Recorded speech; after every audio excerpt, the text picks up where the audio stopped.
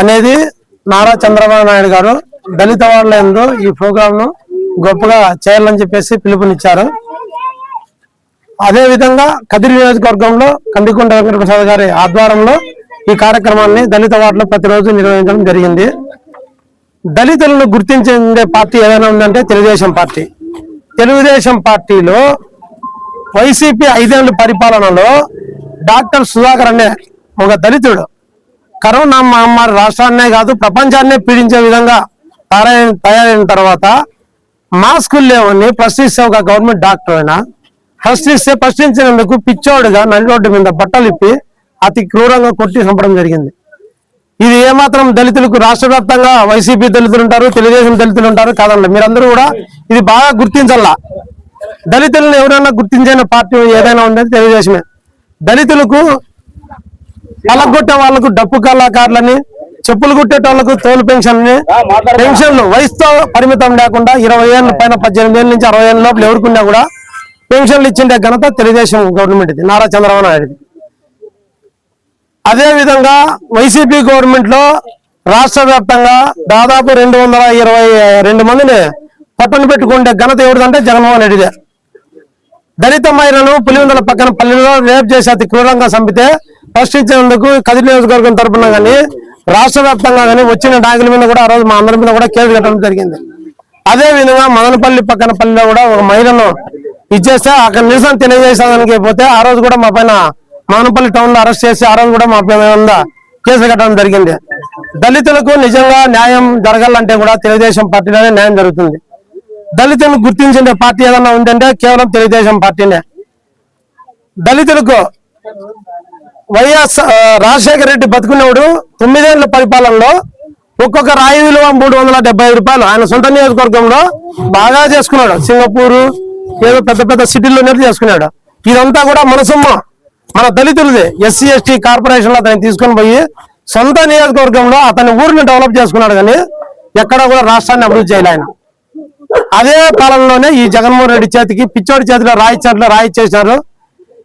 ఎప్పుడు కూడా రాజకీయం పుట్టినప్పటి నుంచి కూడా అన్ని సీట్లు ఎవరికి ఆయనకి ఇచ్చినారు. ఆయనకి ఇస్తే ఏం చేసినాడు ఆయన ప్రజలను? ఎవరైతే ప్రశ్నిస్తారో రోడ్డుకి ప్రశ్నిస్తే వాళ్ళని చంపడం జరిగేది, కేసులు పెట్టడం జరిగేది. ఇట్లంతా కూడా ఇబ్బంది పెడతాడు. ఇది ఎంతవరకు కరెక్ట్ అని ఎవరు అడిగినా కూడా వాళ్ళ పైన కేసులు. ఈ రోజు మన గవర్నమెంట్ లో ఎవరి మీద కేసులు పెట్టలేదే. వాళ్ళకి స్వేచ్ఛగా రోడ్ల మీదకి వస్తున్నారు, ధర్నాలు చేస్తున్నారు, వాళ్ళ సాధక బాధాలు చెప్పుకుంటున్నారు. వాళ్ళు ప్రశ్నించే విధంగా ఏది మన గవర్నమెంట్ చేయాల.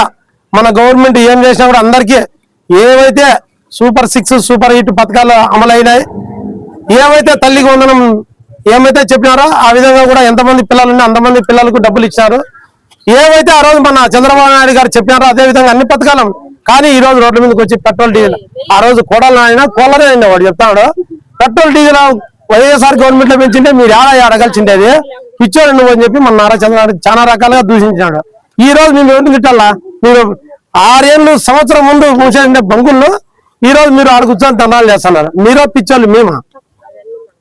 చాలా వరకు ప్రజలు గమనించాలా. ఇప్పటికే కాదు తెలుగుదేశం పార్టీ అనేది ఉంటే కూడా పేద ప్రజలకు, దళితులకే కాదు పేద ప్రజలందరినీ గుర్తించే పార్టీ.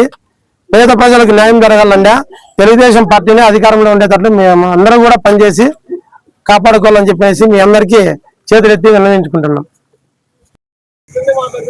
దళిత ద్రోహి జగన్మోహన్ రెడ్డి అనే ప్రోగ్రామ్ ని తెలుగుదేశం పార్టీ రాష్ట్ర పార్టీ ఆదేశాల మేరకు కదిరి శాసనసభ్యులు కందికొండ వెంకటప్రసాద్ గారి సారథ్యంలో ఈరోజు 3వ వార్డు సైదాపురం ఎస్సీ కాలనీ నందు ఈ కార్యక్రమం జరుగుతున్నది. ఈ కార్యక్రమానికి అధ్యక్షత వహిస్తున్నటువంటి శ్రీనివాసులు మరియు వివిధ హోదాల్లో తెలుగుదేశం పార్టీ తరఫున హాజరైనటువంటి అందరికీ మరియు సైదాపురం ఎస్సీ కాలనీ గ్రామస్తులందరికీ కూడా పేరు పేరున నమస్కారాలు తెలియజేసుకుంటూ 2019 జగన్మోహన్ రెడ్డి గారు ముఖ్యమంత్రి అయిన తర్వాత దళితుల మీద ప్రారంభమైనటువంటి అరాచకం డాక్టర్ సుధాకర్ గారితో మొదలై తర్వాత వరప్రసాద్, కిరణ్, నాగమ్మ అనేకమైనటువంటి మంది అదేవిధంగా డాక్టర్ అచ్చన్న ఈయన దమనకాండకి బలైపోయినటువంటి వీళ్ళందరూ కూడా మంచి మంచి ప్రొఫెషనల్స్ ఉన్నటువంటి వ్యక్తులే. ఆయన కూడా డాక్టర్ గా ఉత్తమ అవార్డు తీసుకున్నటువంటి వ్యక్తి డాక్టర్ సుధాకర్ గారు. అదేవిధంగా అచ్చెన్న గారు కూడా వెటర్నరీ డాక్టర్ గా ఈ సమాజానికి సేవలు అందించినటువంటి వ్యక్తే. నాగమ్మ అనే ఆమె వ్యవసాయ కూలీగా ఉండి తన కుటుంబాన్ని సాదుకుంటున్నటువంటి ఆమె. ఇలాంటి వాళ్ళని వారి వారి ఆకృత్యాలకు బలైపోయినటువంటి బలి చేసి ఈరోజు సమాజంలో దాదాపు శ్రీకాకుళం నుంచి చిత్తూరు దాకా, అదేవిధంగా అనంతపూర్ నుంచి అమరావతి దాకా అనేకమైనటువంటి దళిత కుటుంబాలు రోడ్డున పడ్డాయంటే అది ఆ రోజు జగన్మోహన్ రెడ్డి గారు ఈ దళితుల మీద పెంచుకున్నటువంటి కక్ష కార్పణ్యాలకు బలైపోయినటువంటి కుటుంబాలు ఎన్నో. అటువంటి కుటుంబాలకు బలైపోతే దాన్ని దృష్టిలో ఉంచుకొని 2024 జరిగినటువంటి ఎలక్షన్స్ లో దళితులందరూ కూడా ఏకపక్షంగా తెలుగుదేశం పార్టీ ఎన్డీఏ కూటమికి బలంగా నిలబడి దాదాపు 90% ఓటింగ్ తో ఈ రాష్ట్రంలో తెలుగుదేశం పార్టీ ఎన్డీఏ కూటమిని అధికారంలోకి తీసుకురావడం జరిగింది. అదేవిధంగా రేపు భవిష్యత్తులో 2029లో జరిగే ఎలక్షన్స్ లో కూడా ఇదే విధంగా ఈ రోజు అయితే ఎట్లా అండగా నిలబడి ఎన్డీఏ కూటమికి గెలిపించామో అదే విధంగా రేపు భవిష్యత్తులో కూడా అదే అండగా నిలబడి మళ్ళీ ఇదే కూటమిని విజయవంతంగా చేసి మనం స్వేచ్ఛగా బతకాల్సిందే. ఖచ్చితంగా మళ్ళీ ఎన్డీఏ కూటమి అధికారంలోకి రావాల్సిందే, మనం అండగా నిలబడాల్సిందే. కాబట్టి మనం అందరం కూడా జగన్మోహన్ రెడ్డిని దృష్టిలో పెట్టుకొని ఆయన చేసే అరాచకమైనటువంటి పాలన దృష్టిలో పెట్టుకొని భవిష్యత్తులో కూడా మళ్ళీ ఈ పార్టీకి అండగా నిలబడి మనం నిలబడాల్సిన అవసరం ఉందని చెప్పి తెలియజేసుకుంటూ మీ అందరికీ పేరు పేరున నమస్కారాలు తెలియజేసుకుంటున్నా.